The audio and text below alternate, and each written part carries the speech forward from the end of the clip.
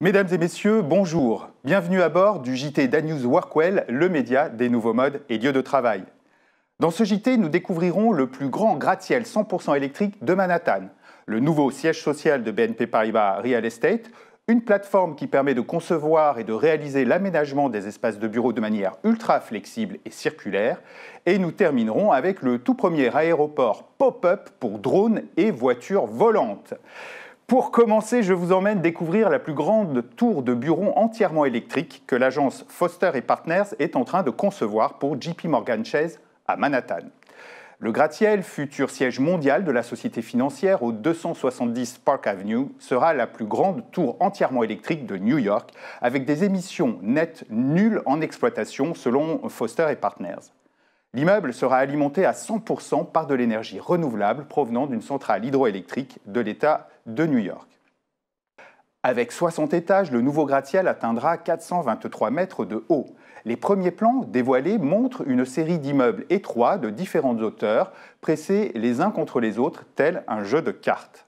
Chaque sommet semble être aménagé de toits terrasses végétalisés. Les espaces de travail au sein de la tour atteindront au total plus de 232 000 mètres carrés.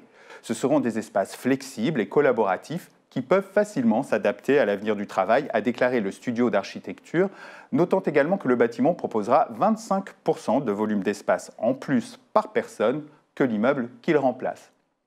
Les architectes et promoteurs prévoient que le bâtiment pourra accueillir environ 14 000 employés. Le projet réutilisera ou recyclera 97% des matériaux de construction issus de la démolition de l'immeuble précédent. Le studio d'architecture prévoit également d'intégrer 50% d'espaces communs en plus, ainsi que 50 000 capteurs connectés, ce qui en fera, d'après l'agence, l'immeuble de grande hauteur le plus connecté de New York.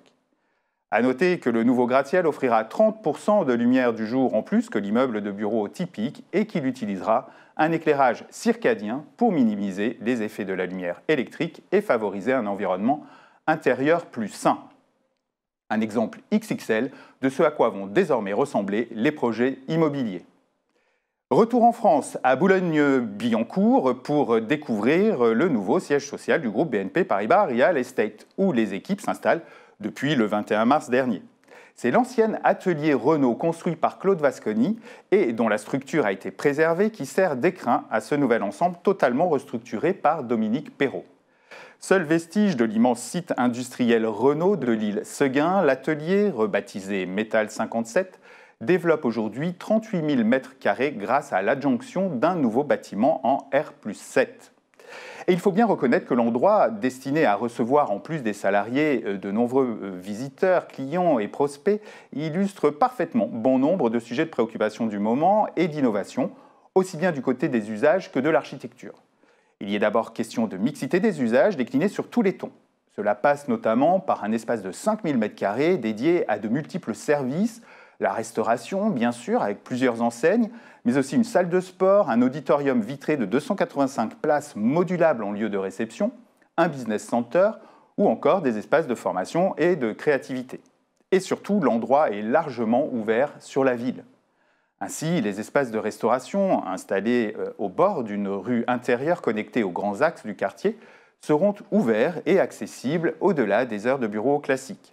Même chose pour un espace bar situé en étage élevé et même pour les parkings qui seront accessibles au public en soirée, notamment pour accéder à la scène musicale toute proche.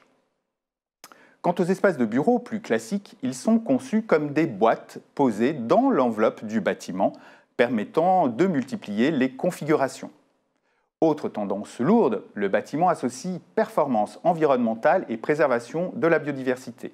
On retrouve notamment sur le toit terrasse une terrasse paysagère de 3500 m² alternant zones sanctuarisées pour préserver la faune et la flore, des potagers traditionnels, des ruches et des jardins verticaux qui permettent d'illustrer ce qui peut se faire lorsque l'on dispose de toitures de faible surface exploitable. Côté innovation technique, notons l'utilisation de verres photochromiques dont on peut piloter le degré d'opacité. Cela permet de se dispenser de store tout en laissant les salariés piloter par une application dédiée le degré de filtration de la lumière de chaque vitre. BNP Paribas Real Estate et Dominique Perrault signent avec Métal 57 un bel exemple de hub tertiaire multi-usage et ouvert sur la ville au service d'une entreprise apprenante et inclusive. Allez, intéressons-nous maintenant au projet européen Meta Building, projet d'innovation de 3 ans, financé par le Conseil européen de l'innovation et l'Agence exécutive pour les PME, l'EISMEA. Ce programme est destiné à soutenir des PME de 6 pays européens, dont la France, des PME qui apportent de l'innovation à la chaîne de valeur traditionnelle du secteur du bâtiment. Le projet Meta Building a ainsi initié plusieurs appels à projets dénommés SEED pour identifier et récompenser les PME les plus prometteuses. Le deuxième appel à projet vient d'aboutir et 6 PME françaises ont été récompensées, notamment la plateforme Moduloop que je souhaitais vous faire découvrir. Cette plateforme permet en effet de concevoir et de réaliser l'aménagement de vos espaces de bureau de manière très flexible à partir d'équipements et de mobilier neufs ou reconditionnés qui vous sont proposés à la location. Les créateurs de la plateforme sont partis du constat que les entreprises déménageaient en moyenne tous les 6 ans. Une situation qui génère une démolition possible des aménagements et donc un cycle de destruction-reconstruction qui représente plus de 50% de l'impact carbone total d'un bâtiment au cours de sa vie. Ils ont donc imaginé un système permettant aux futurs occupants de définir de manière très souple les surfaces et aménagements correspondant à leurs besoins. Chez Moduloop, tout est variable. Les durées de location, les surfaces, les aménagements, tous les équipements ont d'ailleurs été sélectionnés pour s'adapter à ce besoin de flexibilité et peuvent être réutilisés et reconditionnés au gré des évolutions des aménagements.